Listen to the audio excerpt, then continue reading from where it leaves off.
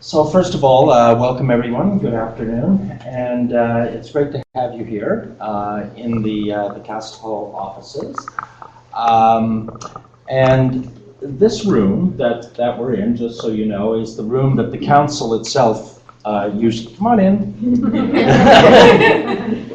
That the council itself usually meets in. So it isn't always set up like this.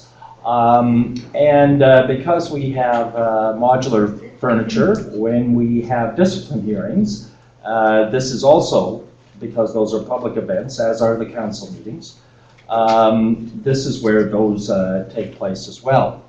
So it's a busy room most of the time. Many of our committees also meet here, but they can also meet in the connecting suite where our offices are located.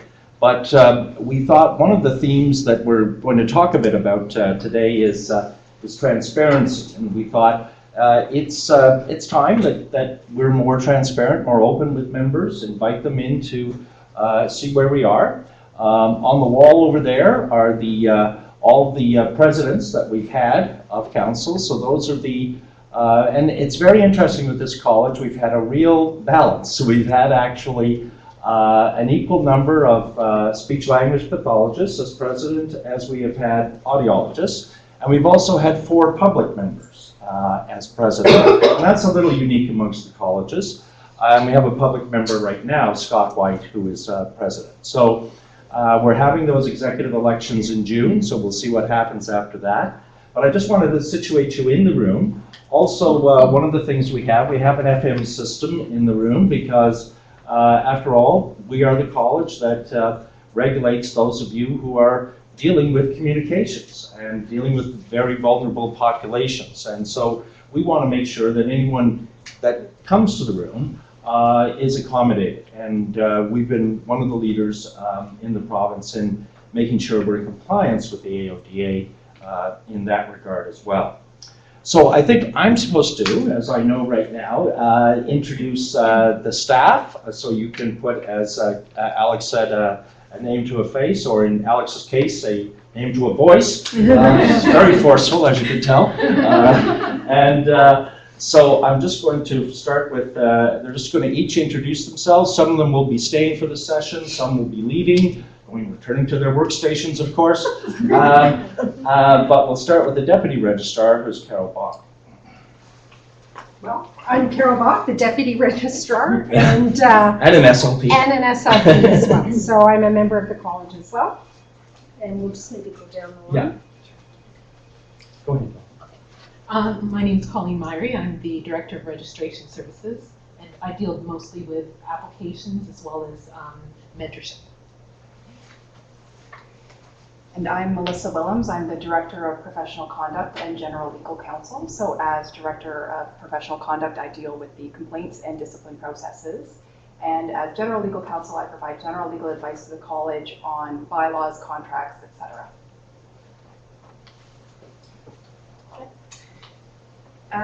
Welcome everyone. My name is Jody Ostroff. I'm the coordinator of the Audiology Professional Practice Program. So I take calls relating to audiology, and I also lead the Audiology Professional or Practice Advisory Committee, and I also speak French. So bienvenue.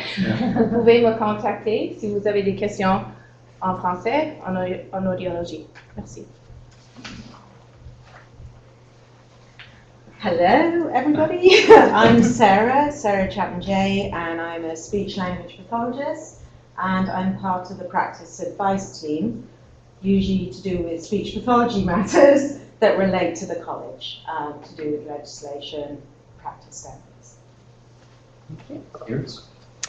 Okay, I'm Iris Sampson. I work with Carol, Deputy Registrar, and with Melissa on ICRC and discipline. Hello, I'm Darren French. I'm the Director of Information Technology. So generally, if you're speaking to me, it's about the member portal or the public register.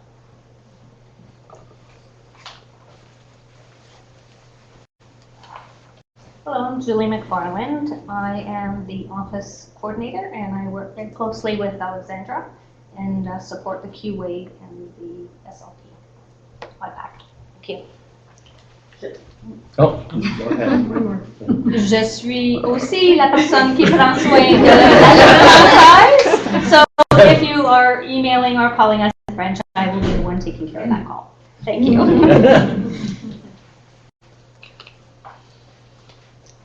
Hello, I'm Camille Prashad, and I'm the Program Assistant for Registration Services, working alongside Colleen Myrie with respect to application and mentoring, the mentoring program. Thanks.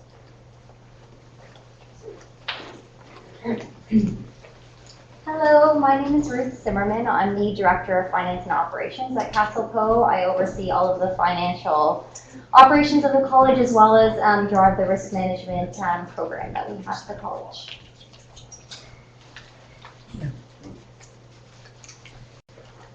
Hi everybody, I'm Lisa Gibson, Coordinator Executive Office and Communications, and I support Brian and any of the Council and Executive Committee needs. You can contact me for any questions about elections and website and group emails and things like that. Welcome, thank you.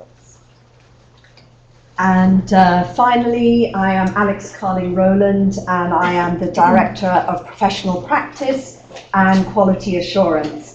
So that delightful time in January when you're doing your self-assessment tools, it's the quality assurance program that you're contacting.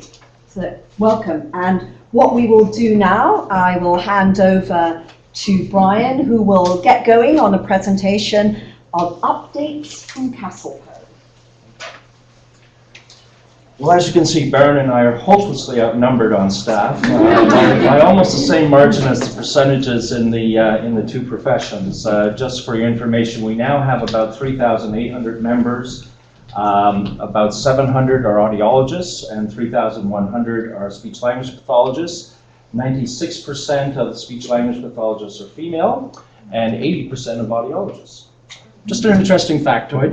It's the kind of thing we amuse ourselves with. But we do have to seriously always watch the trends in terms of we have about 170 new applicants each year coming into the profession. But like all professions now, we are seeing a wave, a gradual wave of retirements. So about 70 people are retiring each year. So we're still about on the plus 100 side. But we know in a few years that we could, like many other professions, start to experience some difficulties there. But right now, still a very healthy number of applicants coming through each year. I'm going to just start the presentation tonight by talking a bit about transparency. So particularly, I know if you've been in the Metro Toronto GTA area over the last little while, you've probably seen a lot of stories, particularly in the Toronto Star, the Crusading Journal that we have here in the city, about transparency relating to all different kinds of industries, but also particularly healthcare. And so they've been doing a lot of stories on how, are we getting enough information from regulators, whether they be regulating law or healthcare or engineering or whatever. And so after a considerable amount of discussion about this, in the media and in the legislature, we have, all of us, been responding to these calls for greater transparency.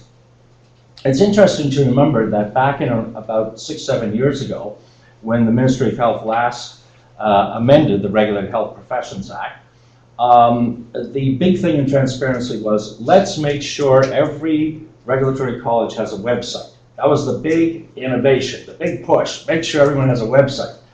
And now, of course, with social media, with 24-hour news and everything else, and the constant demands by the public for more news, more information, by the media. What are you hiding? Put it out there. Let us know what you're doing.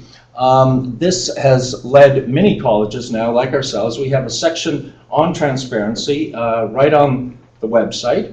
And the reason is that back in October, each college was asked to ensure that transparency is a priority objective in their strategic plans and to take concrete steps to develop and establish measures that will continuously increase transparency in college processes and decision-making and make more information available to all Ontarians, including members of the college.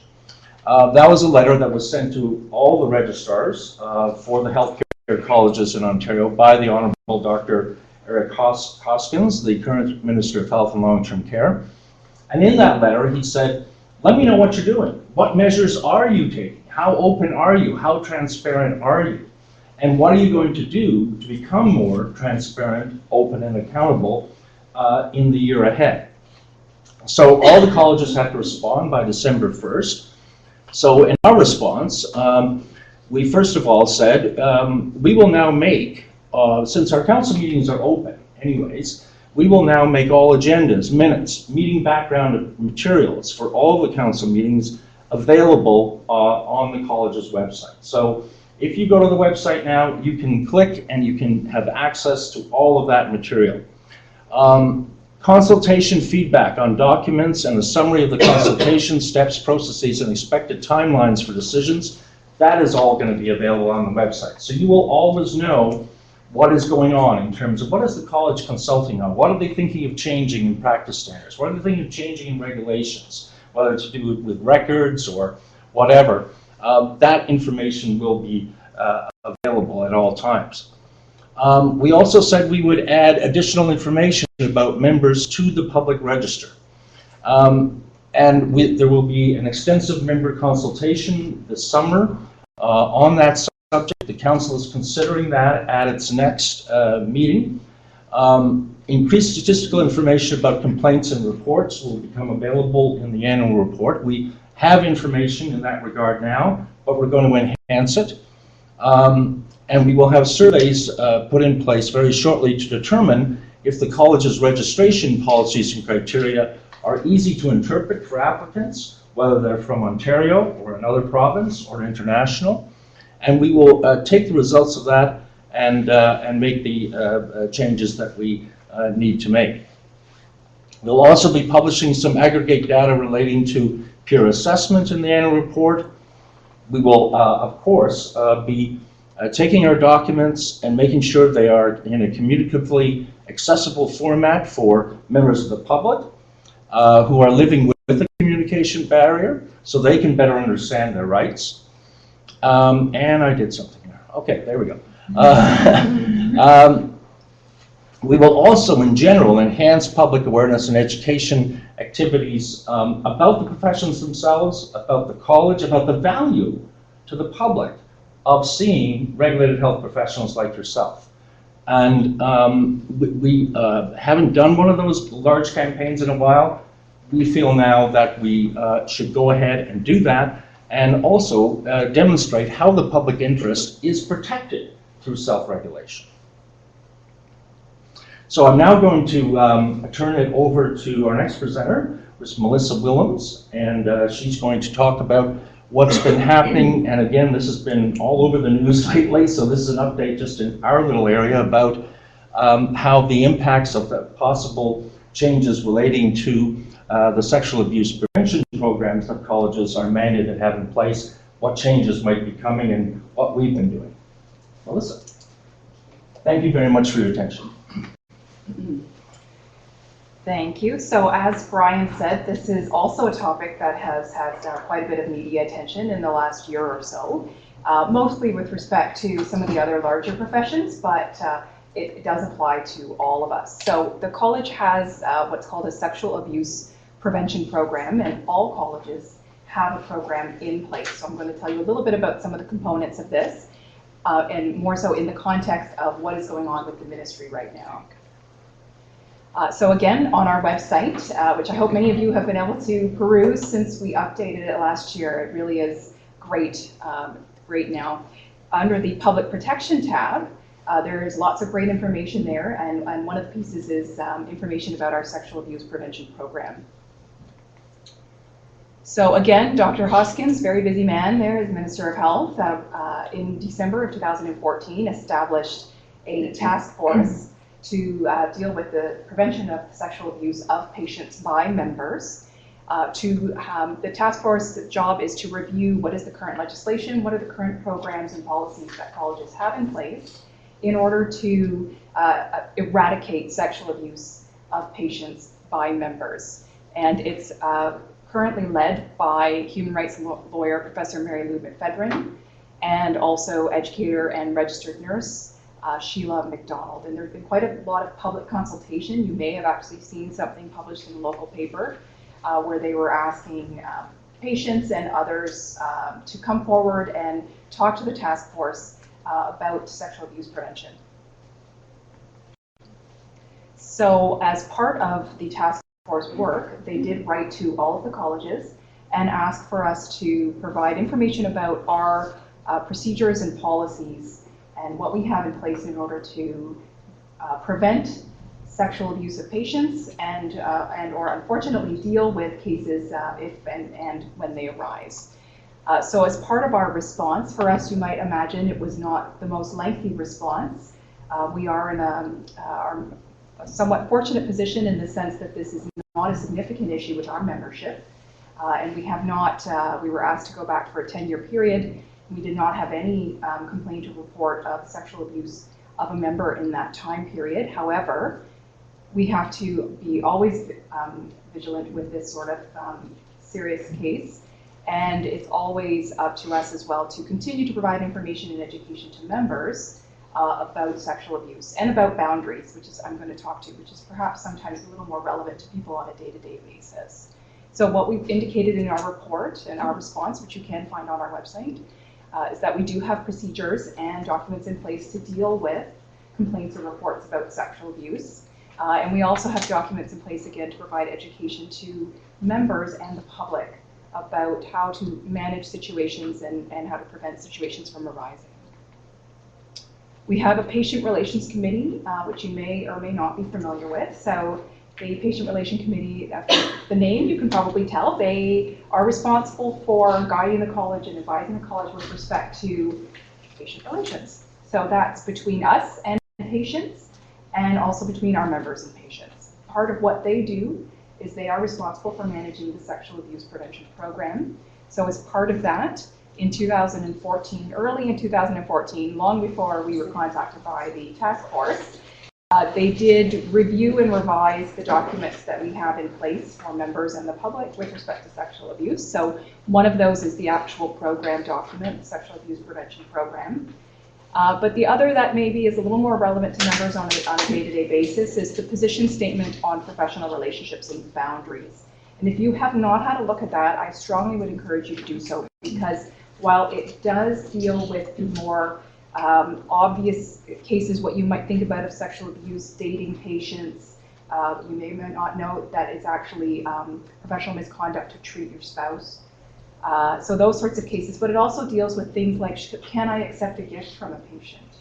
I'm at a patient's house to provide therapy, and at the end of the session, the patient asks me to stay for dinner. These are boundary issues, and this document is intended to help members to guide them in how to manage these situations so that you don't end up in a situation that is problematic. And there's some great Q&A. So again, I would encourage you to have a look at those materials because they are applicable. If you have contact with patients, they are applicable. We also indicated in our response to the ministry that, again, before the task force was created, we had provided training to all staff here with respect to the intake of complaints and reports of sexual abuse. We are a small staff, as you can see, and we never really know who it's going to be that picks up the phone if somebody is to call to make a complaint. It depends on maybe who's here and who's available. So we all receive training on how to handle that initial intake. You can imagine if you have somebody who's calling potentially to file such a complaint or even to ask a question about that sort of situation, that we need to be sensitive to it. We need to be able to handle it appropriately. So all staff have had training on that. And then also we have a fund that is in the amount of $10,000, and it is in the event that there is a case that goes to discipline where and a member is found to have sexually abused a patient. Patients are entitled under the legislation to avail themselves of a therapy fund, and the college is obligated to reimburse them. We then have the ability to require the member to reimburse us for that, because the burden shouldn't be on members to pay for that, but the patient, for obvious reasons, comes to us for that funding. And that is a mechanism that's put in place to for colleges to assist victims of sexual abuse at the hands of members. We have not yet again had to use this fund because we have not had a case go to discipline with respect to sexual abuse, but the fund is there in case. Okay, and now I'm going to turn it over to Carol Bach, who's going to speak about pretty much everything else we've been working on. Thank you, Melissa. Yes, I'm going to speak to you a little bit about the updates in terms of programs and materials and documents. So let me start with registration. There's been a few changes in terms of, I'm hoping you've all noticed, the registration renewal process. So as you know, for a couple of years now, it's been online, and we've revised it each year with your feedback. And I'm happy to say this past renewal period, over 90% of the members were registering online. So I think it's the preferred method. I think the old way of filling out the form and mailing it in and hoping it gets in on time has not really matched today's world. And we're getting positive feedback about that. So, but we welcome any feedback each year as you go through the renewal process. There's also been a few changes in the initial practice program. So if any of you are a mentor or considering being a mentor, there's two key changes. One is there's no longer a requirement for a specific number of direct observation hours as a mentor. Because we, like much of our documents and guidance and standards, they're becoming more and more competency-based. And so we would like our members to really use their professional judgment in terms of how much direct observation they feel is necessary for that IPR. So it used to be 16 hours, and that seemed rather arbitrary. You may well find that your IPR needs more direct observation, or you may feel quite confident and they may need less. So it seemed more prudent to put it in the hands of the mentor to determine what's appropriate for that person as they proceed through their IPP. And we also had a little proviso for those that had gone through the CFY from the US, so their clinical fellowship year, that we reduced the initial practice period by 50%. We no longer do that. As time went on, that CFY really bore no resemblance to what goes on in the mentorship period, so it really didn't make much sense to sort of treat it as something equal. So people may have done their CFY, but they still need to do their mentorship period if they're going to work in Ontario. So those are the main changes in the registration camp. Quality assurance. We've had a lot of changes in the quality assurance, a lot of development.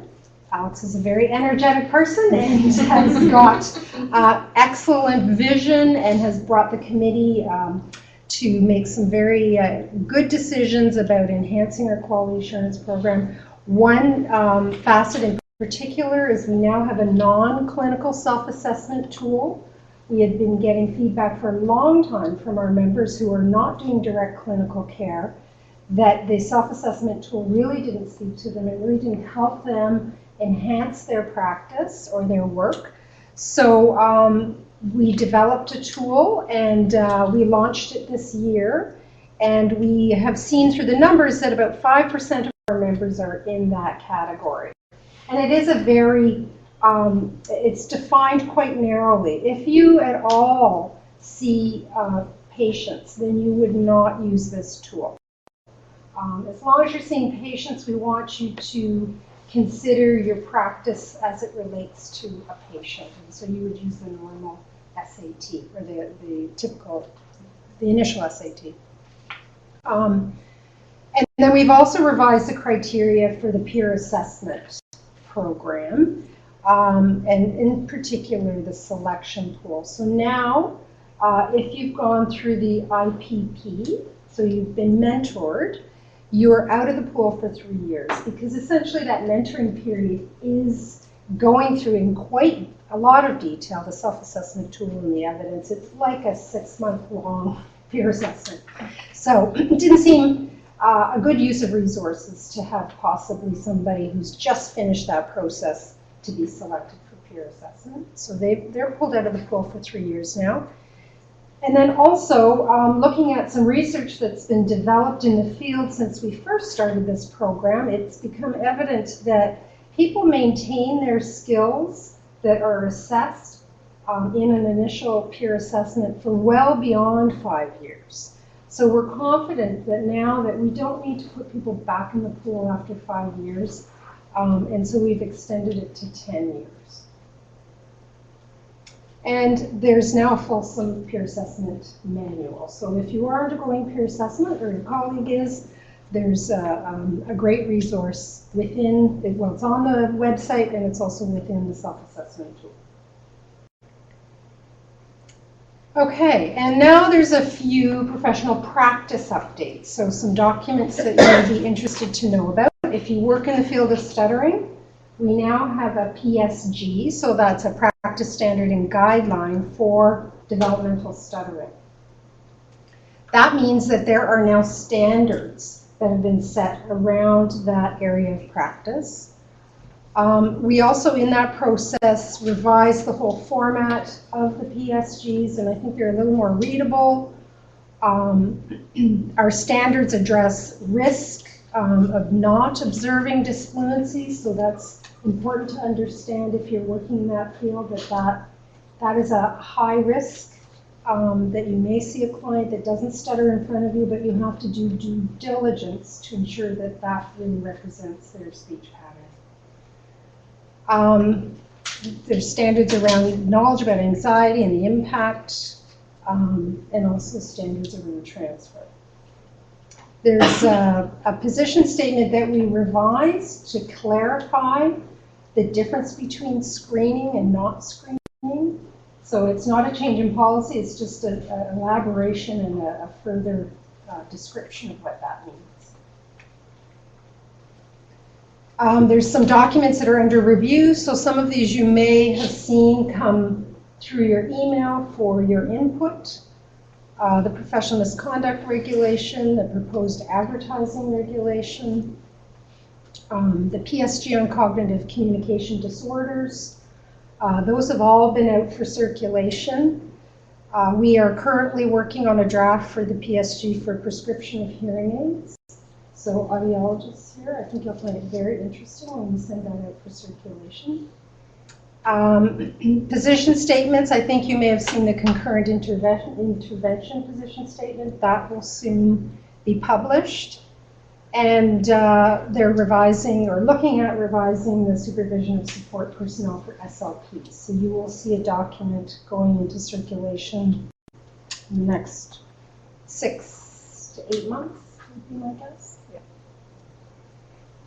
As well as a guide that addresses service delivery to culturally and linguistically diverse populations. So we rely on you a lot to help us develop these documents. So please, even if you don't have time to review the entire document, if you have, it'll always come with a Survey Monkey, and you will have an opportunity to provide some input. And just on the transparency front, we will now, once we send things out for circulation, we will be posting the feedback that we get. So you'll see what your colleagues think as well. Practice advice. With our new website and developing the capacity that we have on that website, we've now pulled together all the practice advice articles. From CASLPO Today and our, as you may have noticed, our new publication, Express, are available on the website.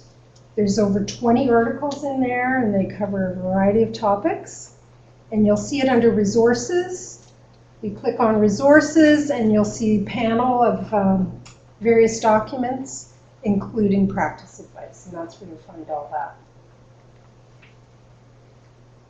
Record keeping, one last little note for you. I've just completed a project with 5 other colleges, and we developed a resource that helps members create records in an interprofessional collaboration setting.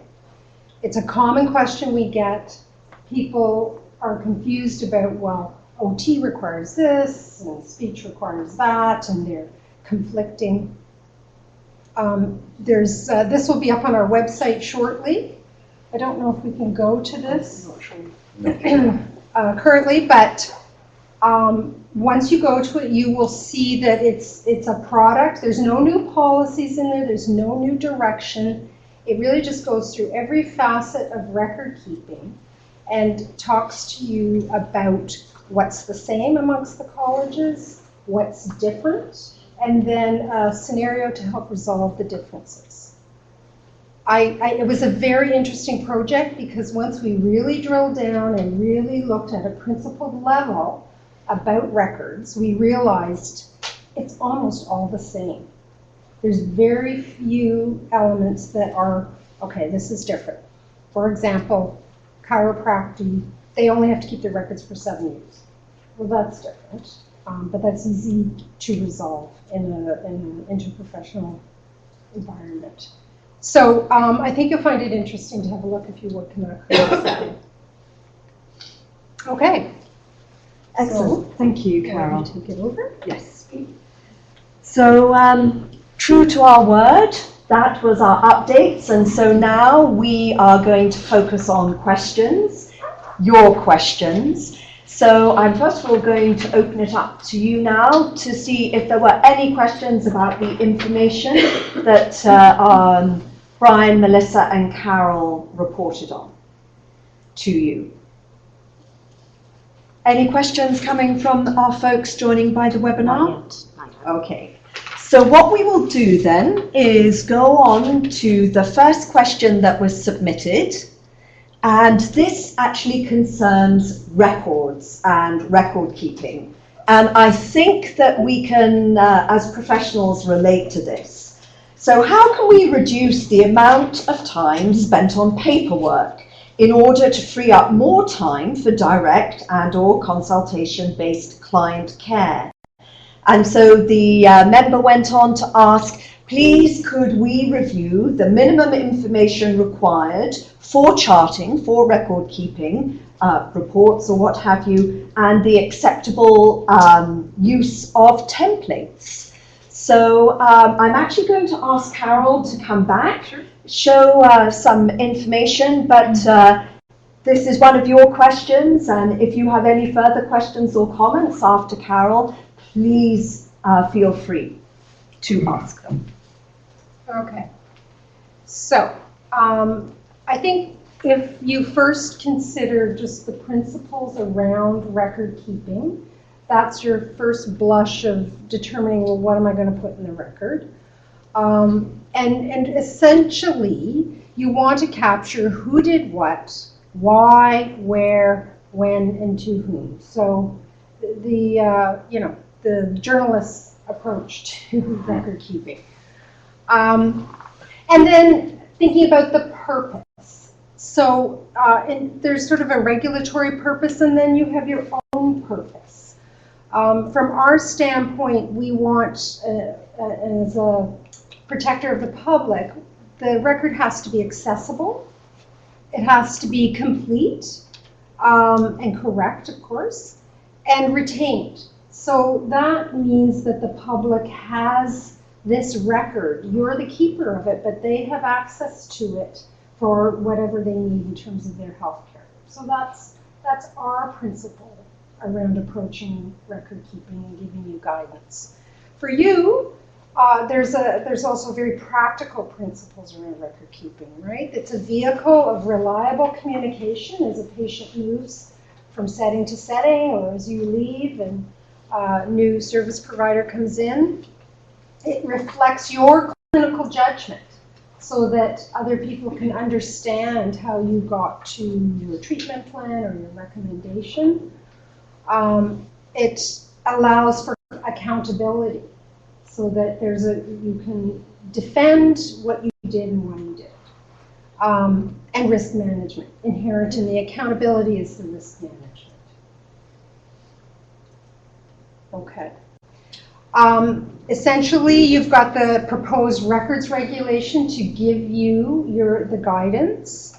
Not all settings and their record keeping sort of requirements meet this standard. So, for example, an OSR is not going to be sufficient to be your only record holder of your personal health or the health information that you're collecting. Some settings have even higher requirements. That's okay. And if you want to be employed, you have to adhere to those as well. But you have to first make that determination. Does the organization have a record-keeping system that's going to meet my requirements? Okay, so can we... So what we're going to do just now is to show you where the records regulation is on the website. We have a question. Oh, we have a question. Okay, Yeah, sure. so the question is, are there any considerations that have to be considered as healthcare organizations move to electronic health records within the college's perspective? Excellent question. Yeah, very good question. I think in terms of content, not necessarily, but in terms of accessibility, yes, because sometimes electronic systems may be clunky, or insofar as some information is here, some information is there, some information might be electronic, some of it might be your test protocols. So it becomes a bit of a mixed media. And really the guiding principle there is to make it clear to whoever wants to access the record where it is. It may be in different places, but if that's clear, cross-referencing, that sort of thing, then you've achieved that accessibility principle. So I think that when it becomes electronic, that's one of the big challenges, is accessibility, and you have to be mindful of that. But should we go just to the website? You can see where this is. There is a section that really lists basically what should go in your record. So we've clicked on resources, and then you'll see here legislation, regulations and bylaws. And then we start off with the legislation, but then we move on to the regulations. And here we have the proposed records regulation. And as Carol gave you the information about the principles of record keeping, and if you look at this document, you will be able to see what the college requires to be in each record. We have financial records for those who are providing private services. This is what needs to be in the financial record, and this is what needs to be in the clinical record. Now, obviously, you might want to put more information than what is basically required. But a lot of members are surprised to learn that we don't actually say as a college that you have to write an assessment report or you have to write a discharge report, but we say that when you do your assessment, you have to document the results of your assessment. But we're not so prescriptive as to say that it has to be a separate report. Exactly, Alex. And it is a professional judgment as to what you think is salient about your assessment and your recommendations. And I think if you go to this section, this is sort of the laundry list in essence of what should be in records. So the question also asked about templates. And absolutely, templates can be very helpful. I know when I was practicing, a template, for instance, for obtaining consent to treatment, having a little checkbox of what I spoke to them about was very helpful. Then it's in the file, and it's that I obtained consent, and you can see what I talked about. I'm not going to write that out every time. There may be templates around other facets, like the tests that you administer. I think it's your professional judgment to decide, okay, what can I capture in a tick box? What could I potentially lose if I don't give a bit more of a description? So certainly templates are a good way to speed up the process of capturing the information, and in and of itself, the college doesn't see that as problematic.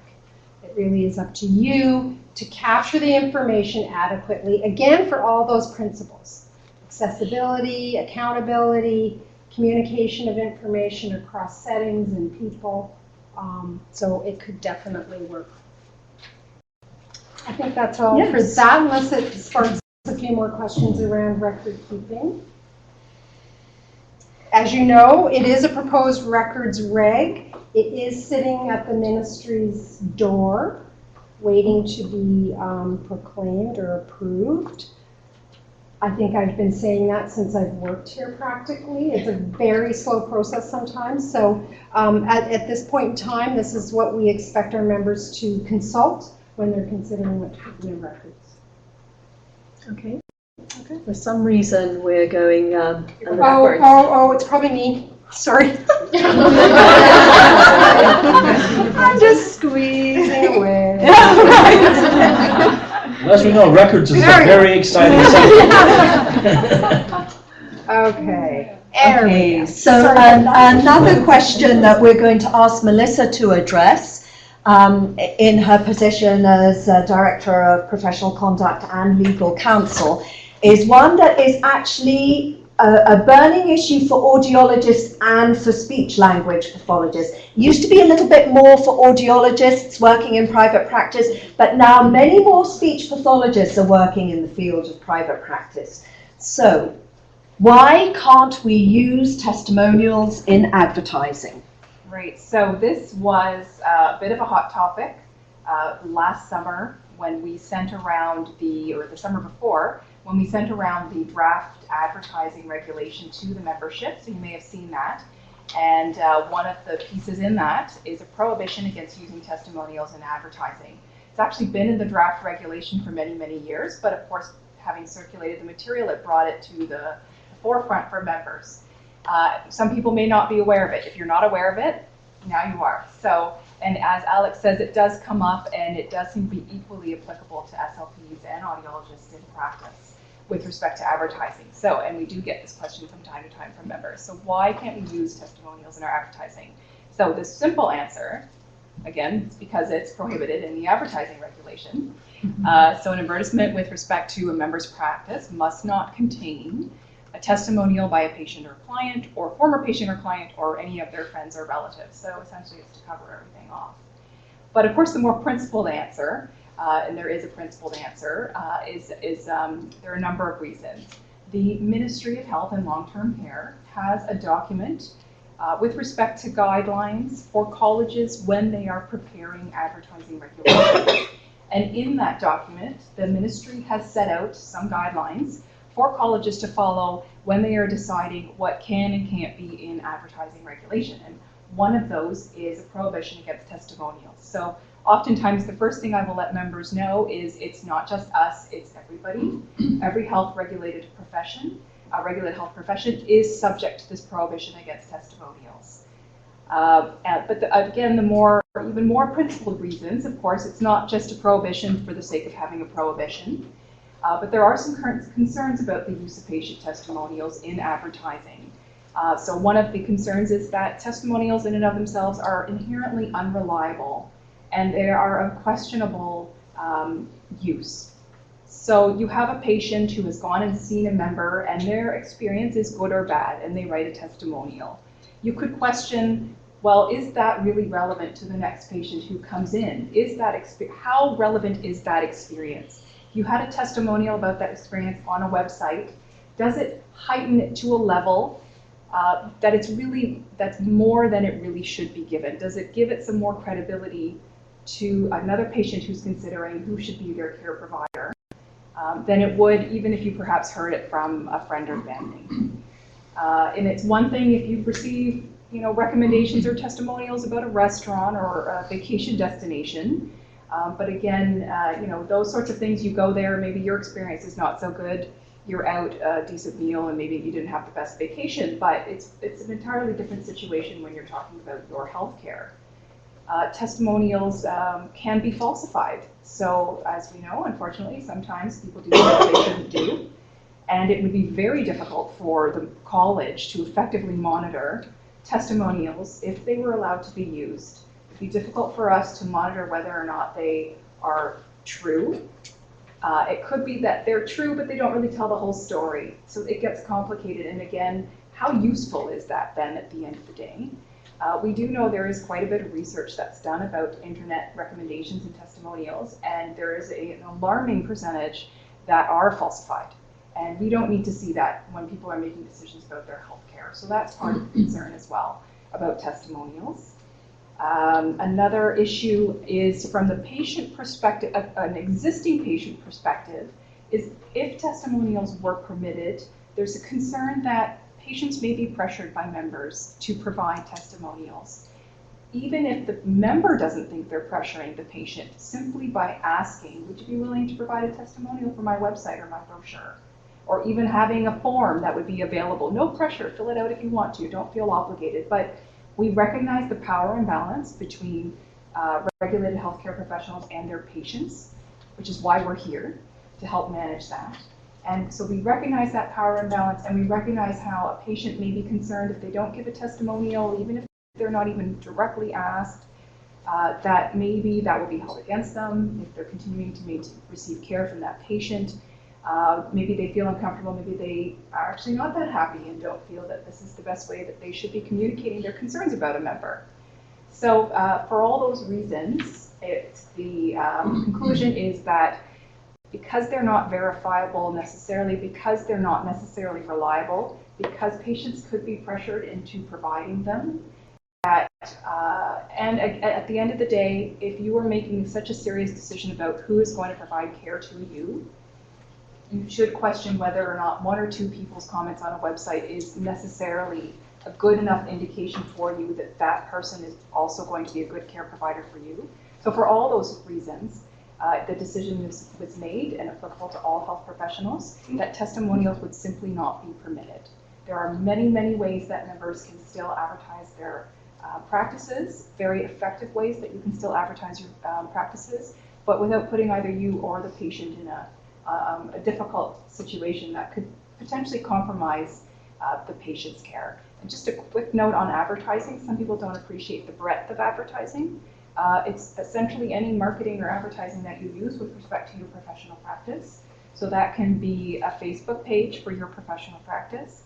It could be obviously the brochure, website, business card, anything that you use to promote your practice. It can also be anything that somebody else uses to promote your professional practice. So if you're the employee of a workplace and your advertiser promotes your services, or your employer promotes your services, so you work in a clinic, audiology or SLP clinic, but you're not the owner, and so you may not be directly involved in the advertising.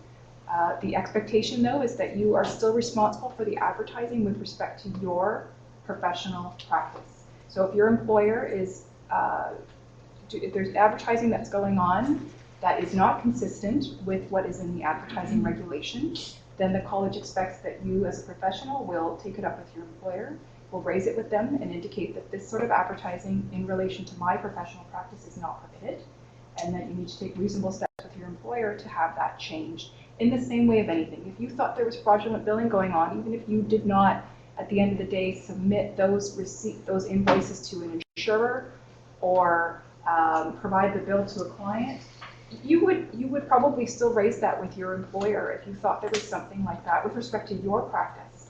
And so it's no different with advertising, but that sometimes surprises members. They think that that's somebody else's responsibility. But the way the legislation is worded is it does talk about advertising in relation to the member's practice, not necessarily the member doing the advertising themselves. So I think we have a couple of questions. If we may, we're going to ask you, just for the benefit of people joining by webinar, to use a microphone. So thank you very much. Hi. I agree with everything you say about that. But I have a problem as an audiologist that's involved in dispensing hearing aids, because my competitors can do that. And is it in our best interest or in the public's best interest for us not to be able to have testimonials when our hearing instrument practitioner, competitors can't? And won't that sway people to going there because, hey, this person really liked them, that person really liked them? We never say anything about audiologists. People don't like audiologists. It's a very good question, and it is certainly something that comes up when people ask us about this, and we can understand why people ask this question. I think our answer at the end of the day is you are the regulated professionals, and you need to act like professionals. And while it may very well be the case that somebody is engaging in behavior that we know there's a principled reason for why it's not a good idea, it doesn't mean that it's then okay for you to join that and to participate. And it is questionable, to provide a little bit of comfort, it is questionable as to whether or not it really does give somebody a competitive advantage. But what we would tell the members is you are regulated. Use that as your competitive advantage if you need to, because it's a legitimate, true story about your skill, your training, your judgment, what you bring to the care service.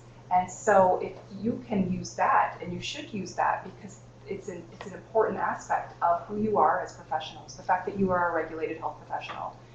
Yes, it's true, you can't use testimonials, but there are lots of other ways that you can still legitimately and effectively compete. Again, I don't disagree that we should do it. I just think that the HIPs should not be able to do it either. And maybe that's something that can be done on a ministry-wide basis. Right. The ministry says, hey, you can't do that.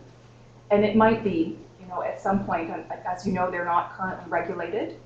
We don't know. There's nothing afoot to regulate HIPs, but it is certainly an issue that comes up for discussion from time to time.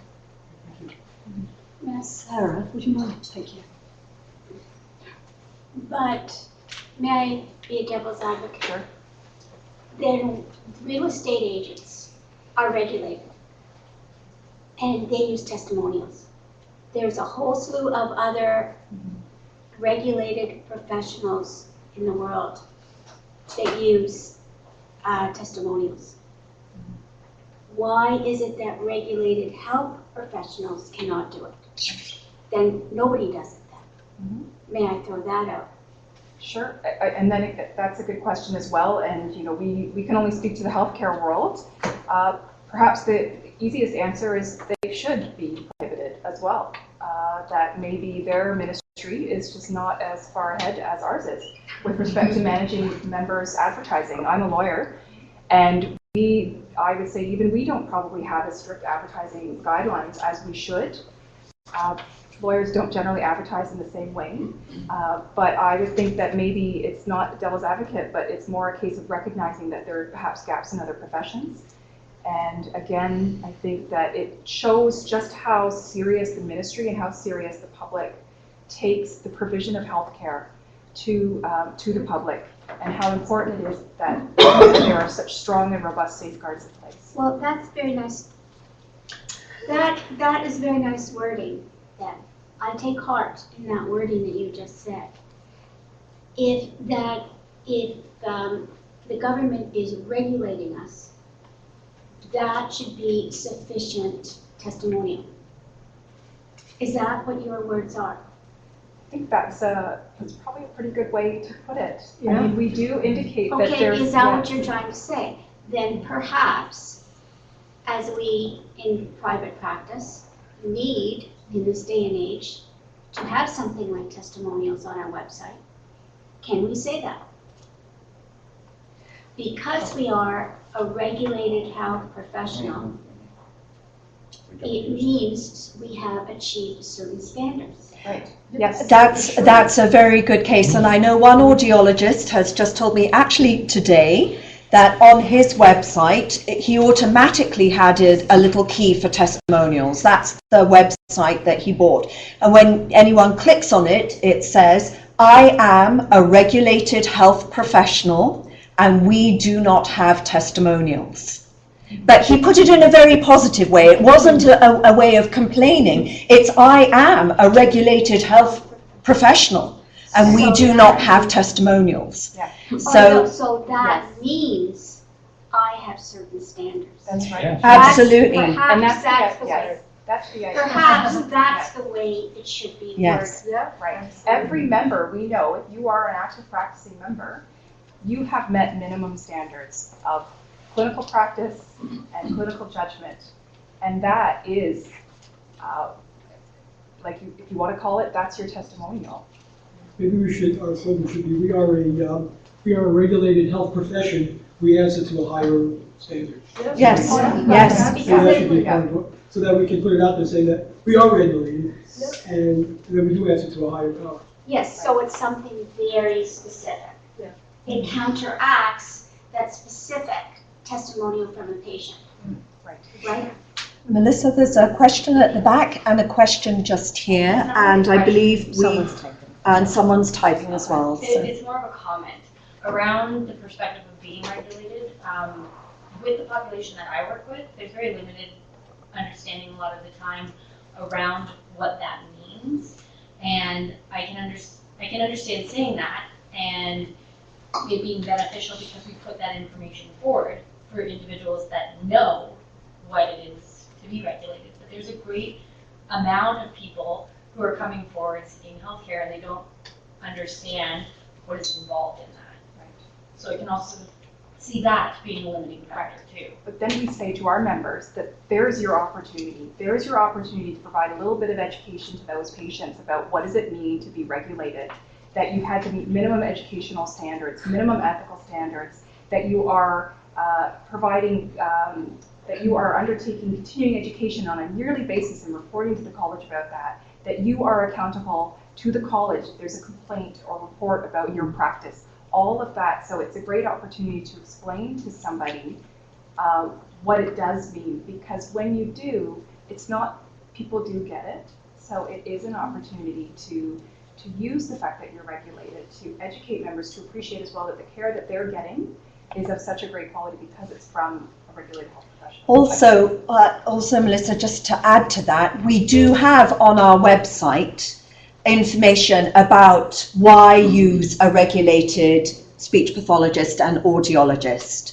So again, please feel free to look at it. Please feel free to use any of that text, but we do have it there on the website. Or direct your patients or clients to that portion of the website. I think here and then it was at the back.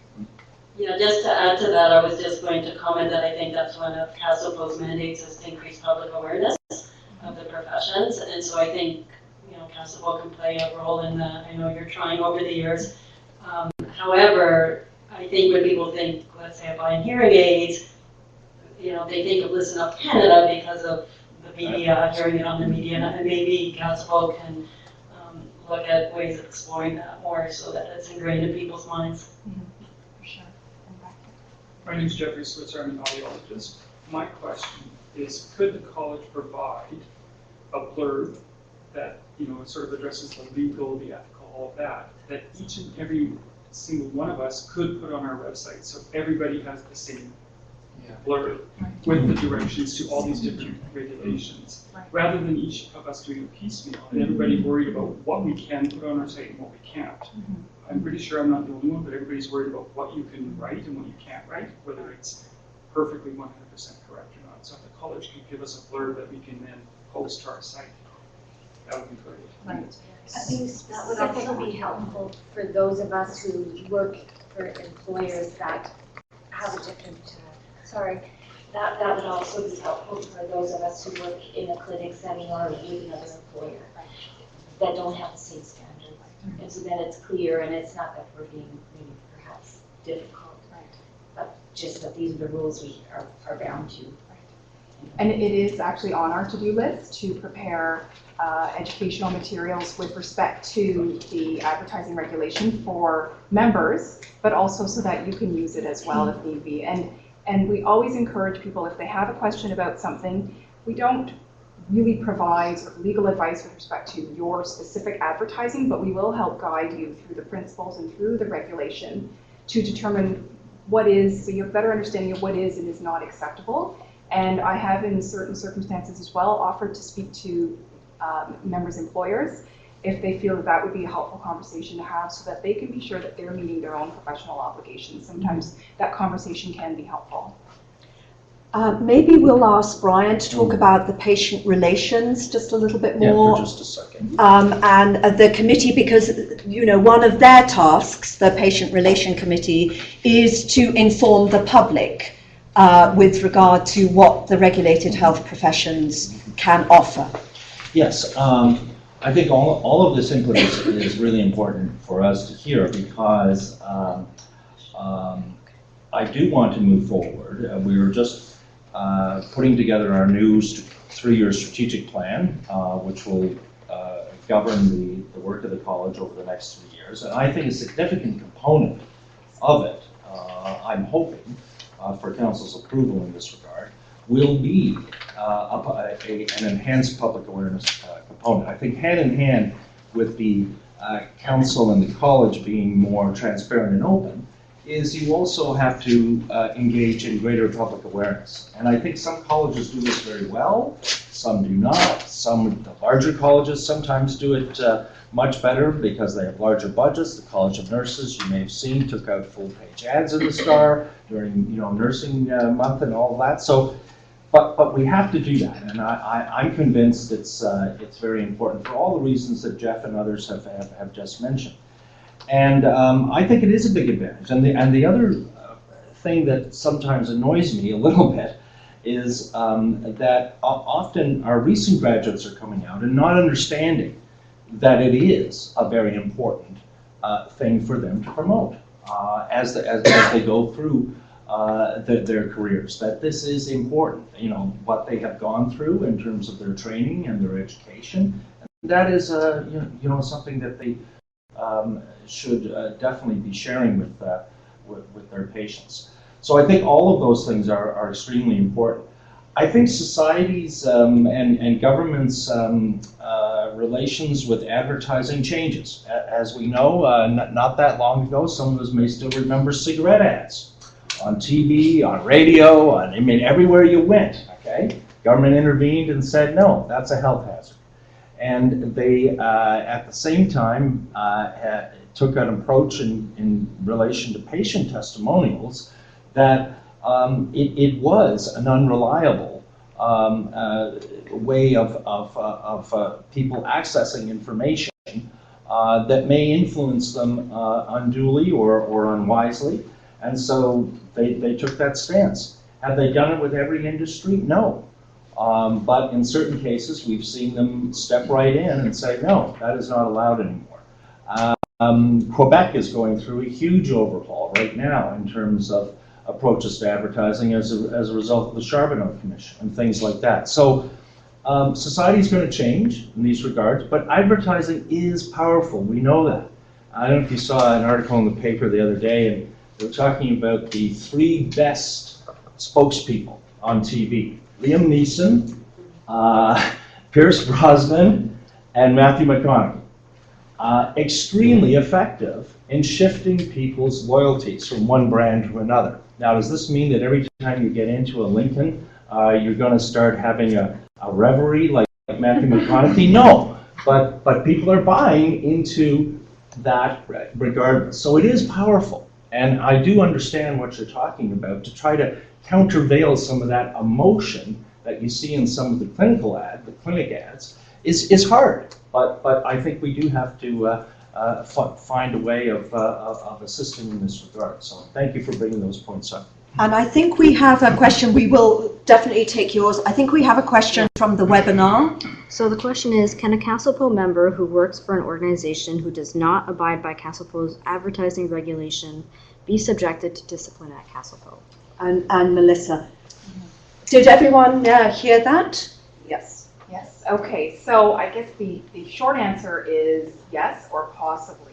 So again, as I was saying, if you are working for an employer and your employer is doing something that is contrary to your professional obligations, and it's advertising or really anything else, advertising is a bit of a red herring on this because it could be anything, then we take the position that we would expect you to take reasonable steps with that employer to affect change. So with respect to advertising, it would be potentially changing the ad, changing the format, who it's directed at, whatever it needs to be done in order to make sure that it's compliant. If you fail to take those steps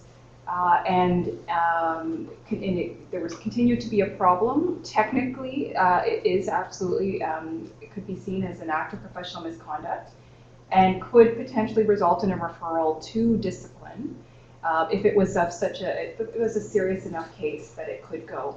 Generally what happens with respect to advertising matters is they are brought to our attention. Somebody just maybe sends us a link to a website, or maybe they give us a call and say, I've noticed this on the member's website.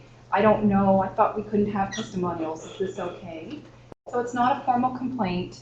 Part of it is they're asking for clarification, or it might be somebody who is actually saying, I don't want to file a formal complaint, but I think you should be aware that I think there's a problem with this member's advertising. In those cases, what we generally do is we send a letter out to the member, and we, to educate the member, to remind them about what the obligations are with respect to advertising, and then to seek compliance. We have very, very good response with those letters. We generally see a very quick response, and then the member taking steps to address whatever the concern was that was in that. Oftentimes it can be to speak with the employer to make a change, and we do have very good success with that. Again, if we were to do that and we didn't get good success, perhaps, if there was, appeared that the member was purposely not cooperating or complying with the professional obligations, then it could result in complaint, a matter with our Inquiries, Complaints and Reports Committee, and potentially, again, if it was a serious enough case, it could go to discipline. I think there was a question at the back, and then, yes. So I have a general question in regards to the public awareness piece that was brought up and CASLPO's possible role in it. So having been, or being a recent grad of the U of T program and a relatively new clinician, I'd actually say that a lot of us are very interested in getting on this public awareness side and would love to contribute our thoughts, our ideas, and our experience, because it's less us not wanting to be aware and more so that we've met resistance or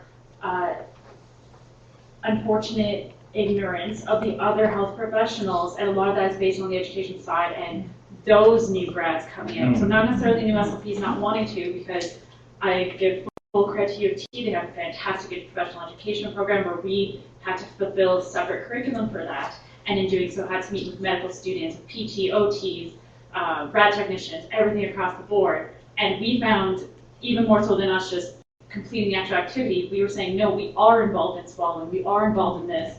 Yes, we have a role in oral hygiene.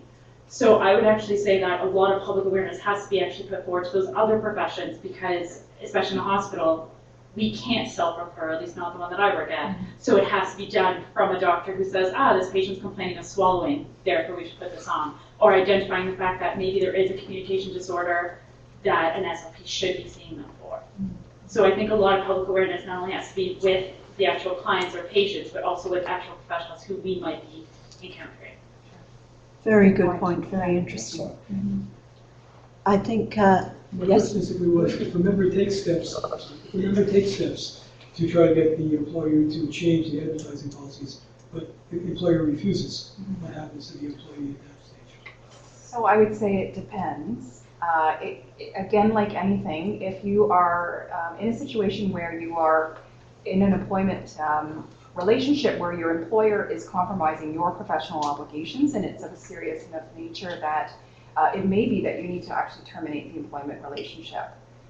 Fortunately, we haven't found that actually really comes to that. People think that that's their worry.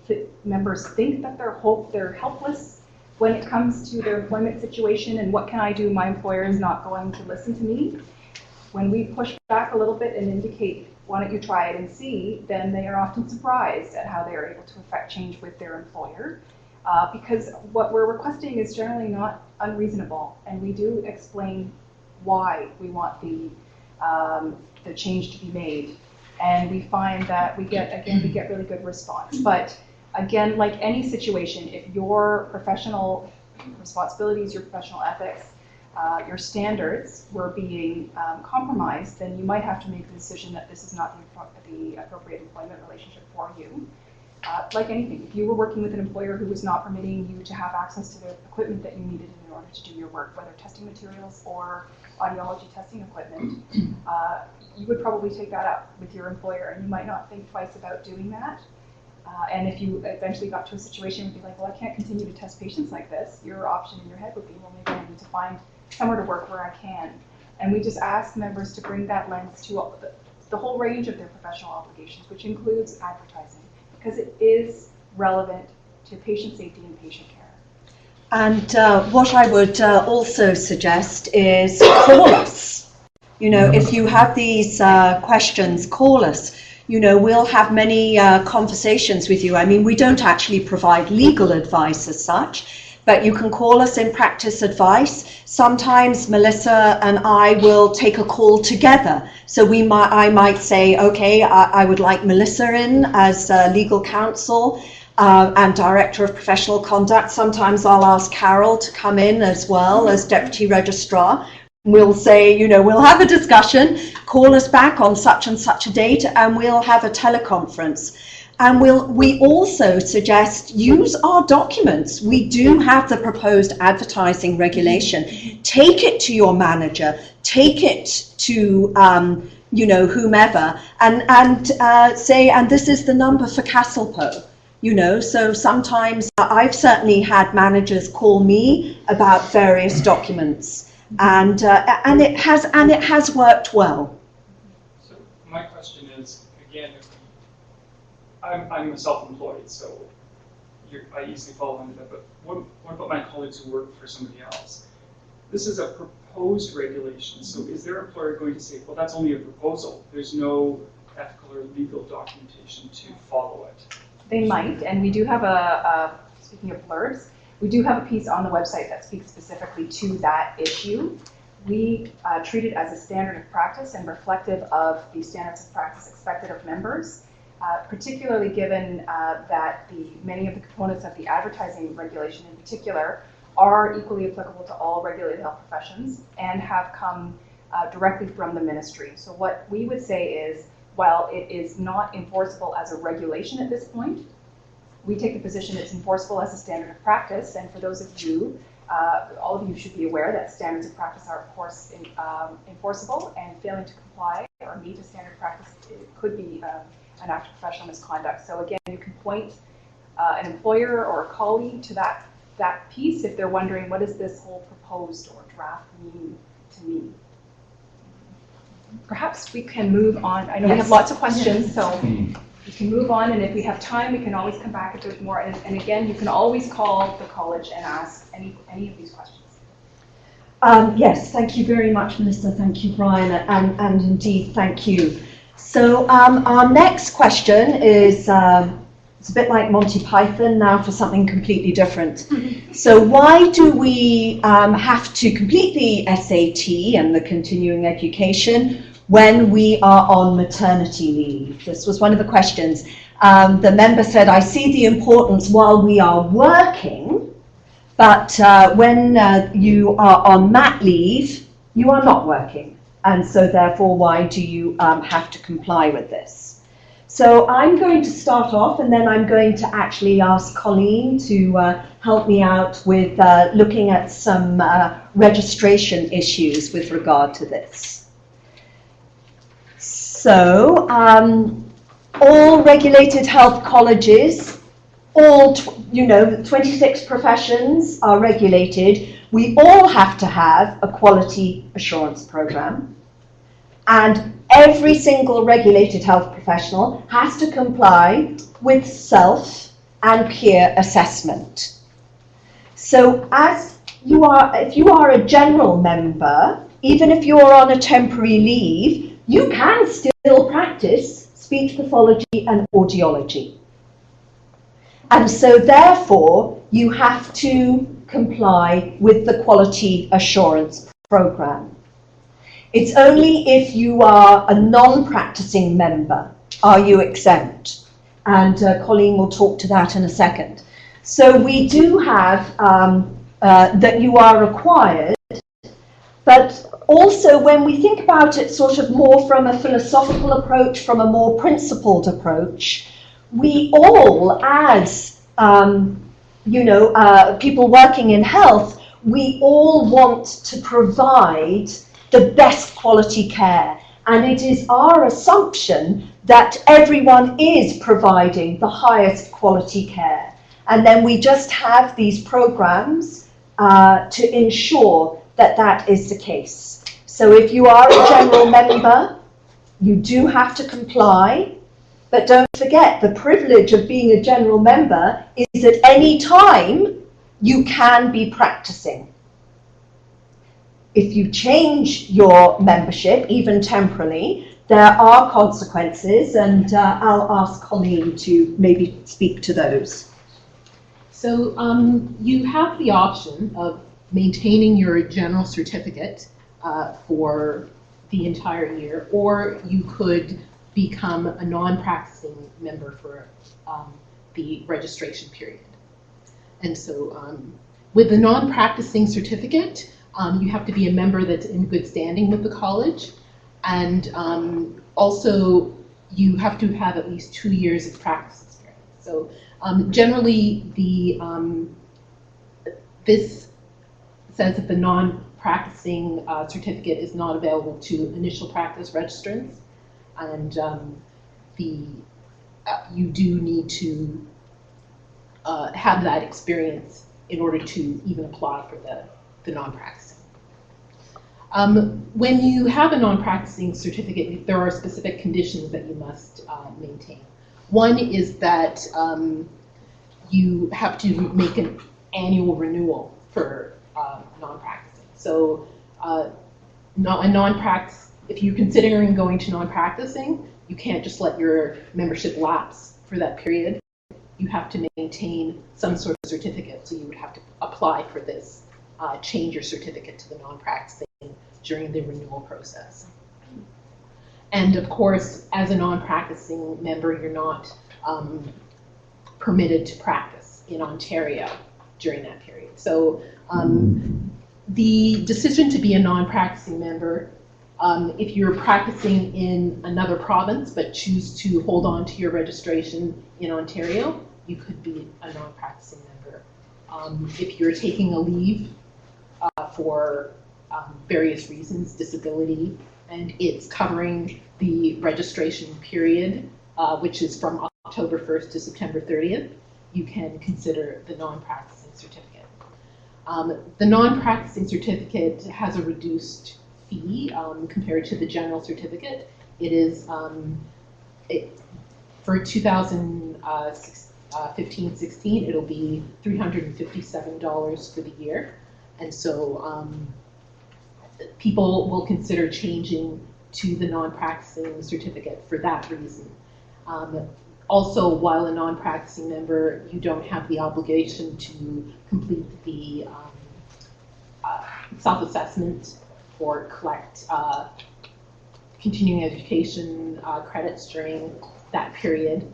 So that's a consideration. The reduced fee is, however, tied to being a non-practicing member for that entire registration period. So if you you can consider being a non-practicing member at any time. However, you will not get the reduced fee if the change is made mid-year.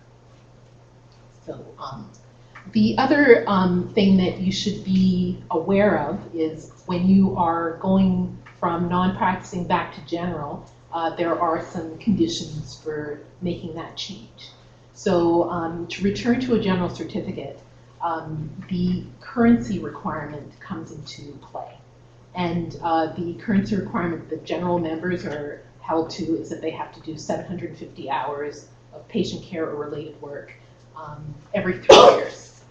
So as a non-practicing member, if you're going back and you have not done 750 hours within the last 3-year period, then your application to return to a general certificate would be referred to the registration committee for consideration. And the registration committee, they have a number of things they could do to a member who has not met that currency requirement, and they can take into consideration various things, well, basically the length of time that you've been away from practice to determine what you will have to do in order to return to the general certificate. And so those are the parameters around the non-practicing certificate. Thank you. So are there any questions about that? About the self-assessment tool or leaves of absence? Excellent. So we'll move on to the next question. So I have many patients asking me what is the deal of the week. And the reason why they're using this language is because they are being bombarded with marketing from other companies, and these companies can utilize large discounts. So most of the time we are competitive in our pricing, but my patients are asking me, why don't we market our pricing strategies? So I think this member would just like a little bit of clarification from us, from the college, about the advertising of pricing. And maybe we can also talk a little bit about incentive pricing. And this comes into speech pathology as well as audiology. In many speech pathology private practices now, we are getting questions, can we offer reduced assessments as a way of, as an incentive to come to your particular private practice? So maybe we'll start off with Jodie to talk a little bit about this issue from the audiological point, and then maybe Melissa and or Carol if we need any more clarification. So is there a slide for me here? I'm not Yes. sure. Yeah. Oh, okay. So in the advertising, the proposed advertising regulation, an advertisement must not contain anything that is false or misleading. I think on the next slide, yeah. So communication by a member to a patient or client or prospective client or client for the purposes of soliciting business shall be appropriate to the context and shall be respectful of patient or client choice and not involve undue pressure and not promote unnecessary products or services. So basically, the advertising has to be truthful. There shouldn't be anything false or misleading. There shouldn't be pressure to promote unnecessary products. I mean, it's all right there. I'm just, you know, and you can advertise pricing as long as it's truthful, as long as it's accurate. So we get this question a lot, and I think by looking at the proposed regulation, it really, to my mind, it's clear. But if it's not, I'm happy to take questions or hand it over to colleagues. Any questions? Yeah, the example you gave, Alex, I think kind of speaks to undercutting, and I think that's a huge issue, and I wonder if you can speak to it.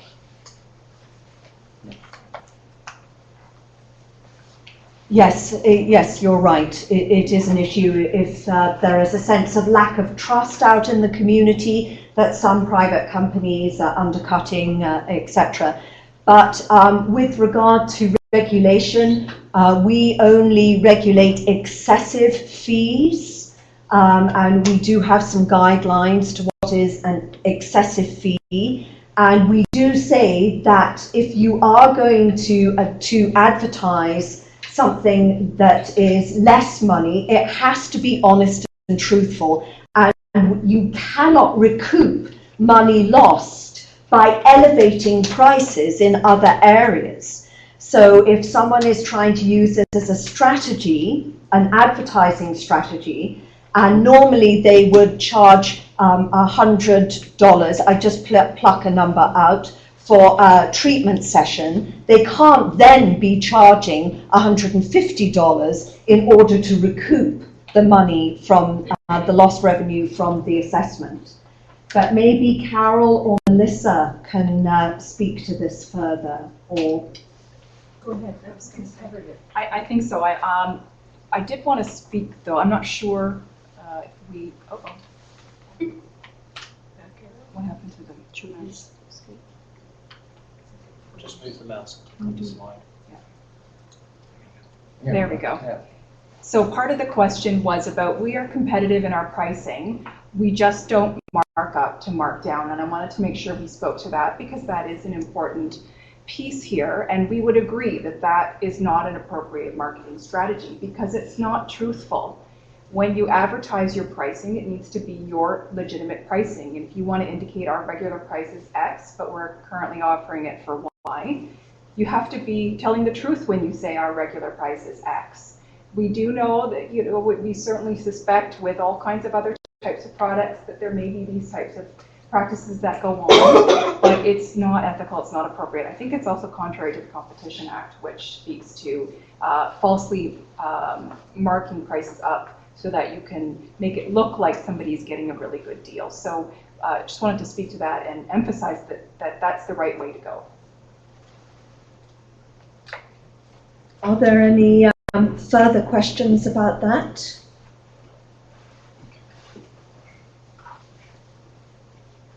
All right.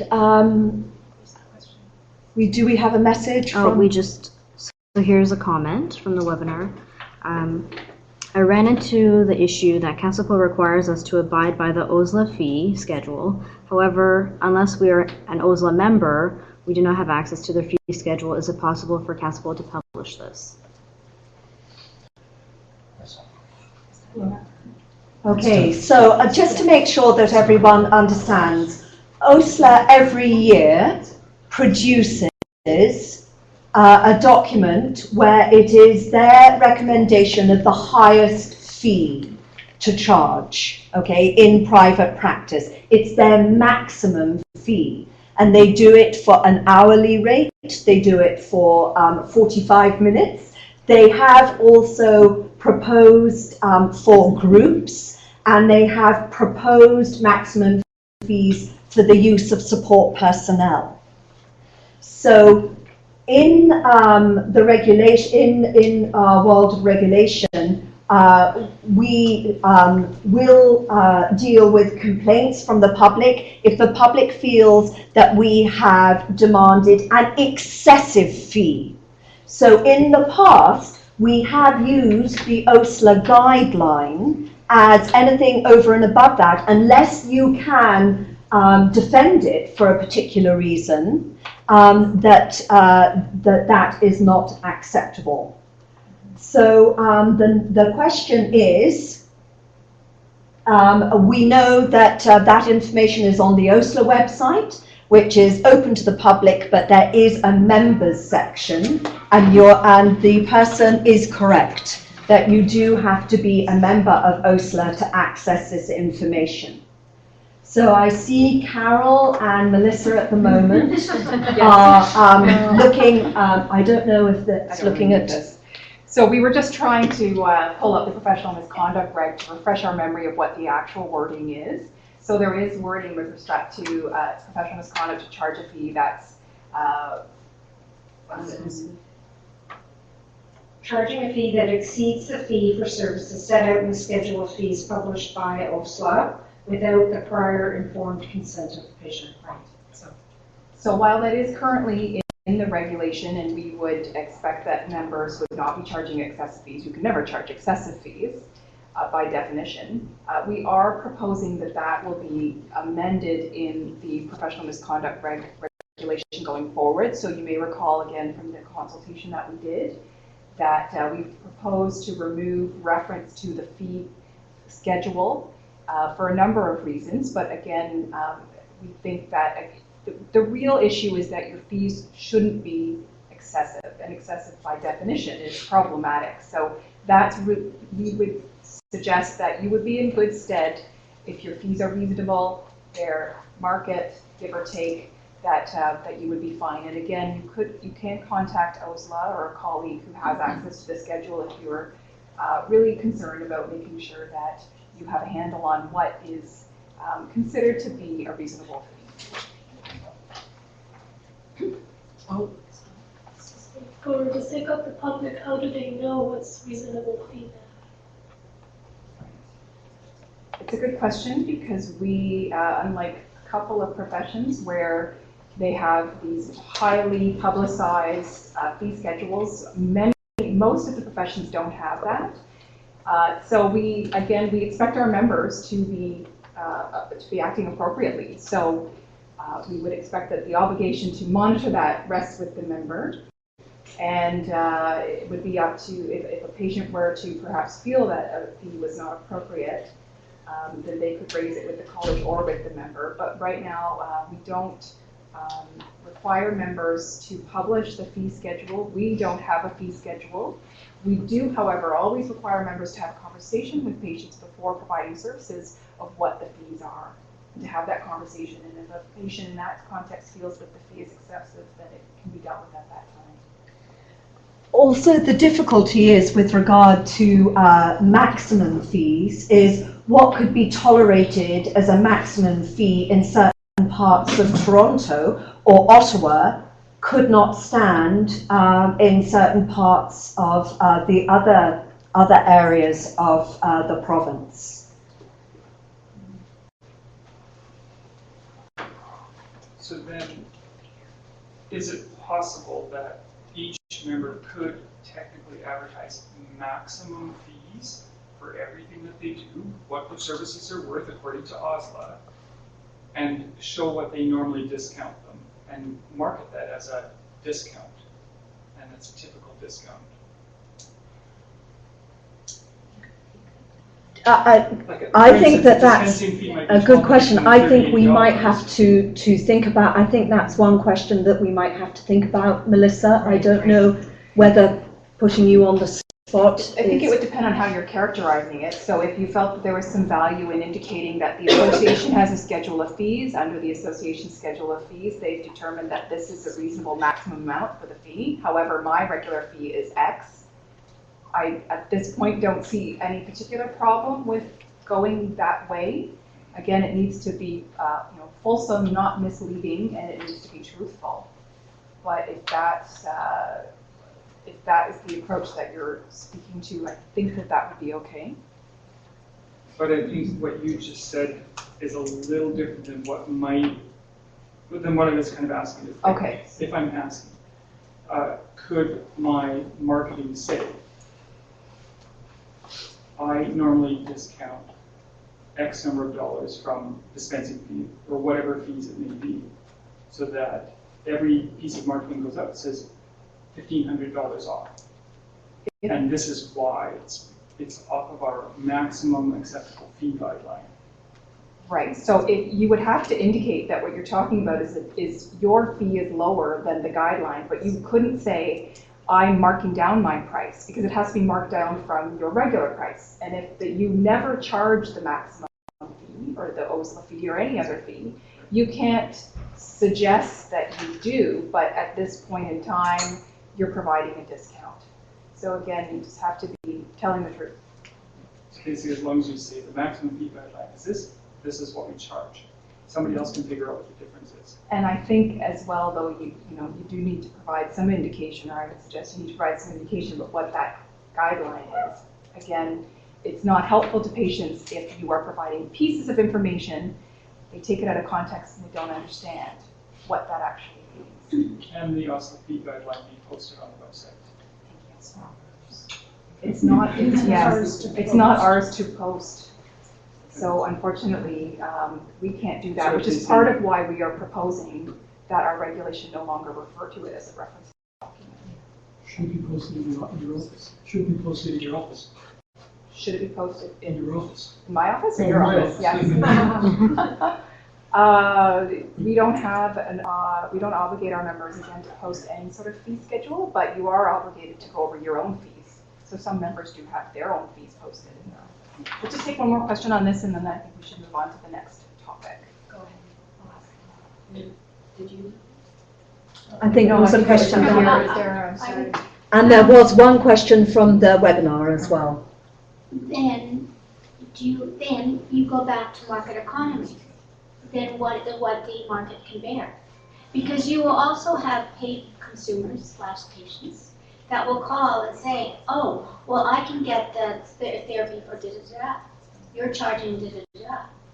So you are all, even than you are the speech pathologist, the audiologist in the, as a provider, and plays a little game. You can play a little game, well, okay, my piece will be the same. So you do, it's like anything in business in this day and age. Mm-hmm. Everybody's in a competitive position. So it is whatever the market can bear. So it addresses your point too, that what happens in New Liskeard is going to be different from what happens in Toronto. But so it is what the market can bear. So why can you not? Could you list a fee schedule? Could you not say that on your on a telephone conversation, or to say, well, this is what the OSLA proposed schedule is, but my rates are this office rates are. And consumer takes, like what we all do when we go into any store. We accept that fee. It's up to us as a consumer to reject it or accept it. So, follow-up question. We'll just move time. So, no, we'll just do the question from the webinar and then we'll move on to the next. It's just a follow-up. It just, so the reference to the OSLA fee schedule will be removed. It's just a follow-up to. That's the request of the ministry. Yes. And sorry, if I could just for a second, I think on all of these things, it's important to keep in mind a couple of things. First of all, what you said, extremely important. The market does have a great bearing on things. Secondly, the reason we're moving away from actually referencing the OSLA fee schedule is it's not available publicly the way it might have been at some point in the past, but now it's not. And secondly, we have found over the years that very few members of the public actually contact us to say, I think I've been ripped off, or this is excessive, or whatever. Sometimes they have complained about a specific fee that was charged them. They say, so can you recoup this for me? No, that's not our job as the college. We don't do that. But you have every right to have a further conversation with your provider about this. And usually, in the 2 or 3 instances I've seen since I've been registrar, it has been worked out between the patient and the provider. There are other professions where this is a much more divisive, hotter issue than in these 2 professions right now. There is rivalry, obviously, and competition amongst competitors in any industry, but it doesn't seem to be rising to the point where consumers are contacting or patients are contacting the college and saying, do something about this. There's just sky-high fees everywhere. Because if practitioners were doing that, they would very soon find that patients are voting with their feet and moving somewhere else. So, sorry, yeah, go ahead. I'm not sure if this is the best part to comment or ask about this. So I understand that the OSLA document is very helpful and is helpful for those who are charging their own And you're fees. free to use it, yeah. Yes, absolutely. but I'm thinking more so is having recently been looking on the job market and seeing the wide range in which I could be offered as a speech pathologist. I think it's very interesting that companies don't have access to this, so they have no idea what they're looking at to pay me for my services. And I mean, I've seen fees I've seen hourly rates as low as $29 for our services, and ranging all the way up to $100, what I've found so far. But I find that because of that lack of knowledge of what we should be charging for services, if I went to private practice, that this is what I'm charging per hour rate. And then I think it's very ridiculous for me to sit there and talk to the person who says, okay, I'm offering $29 an hour. Say, no, from what I've seen so far, it's 65 to 70. Like, that's a big jump. It is, and I think this is, I don't want to duck it at all, but as you can see, it isn't a burning regulatory issue as much as it is, I think, a competitive business issue. And this is one of these things where I think the association has a much more important and mandated role to play on behalf of the professional than the regulator can. So, sorry, one more, we really have to move on, sorry. I it's okay. Forgive my lack of understanding, but I don't understand why it would not be a regulatory issue if the point is that you're supposed to be protecting the public Yes. and making sure that they're not getting ripped off, and all that kind of thing. I don't understand the concept behind why a professional association is the one that can be giving the cap as opposed to the trade body. Well, I think it goes back in terms of the differences between the two. And as you can see, the issues in terms of public protection, I can't go out there and start preaching to employers or whomever that, there's a huge public outcry on this, because we don't have the evidence to support that.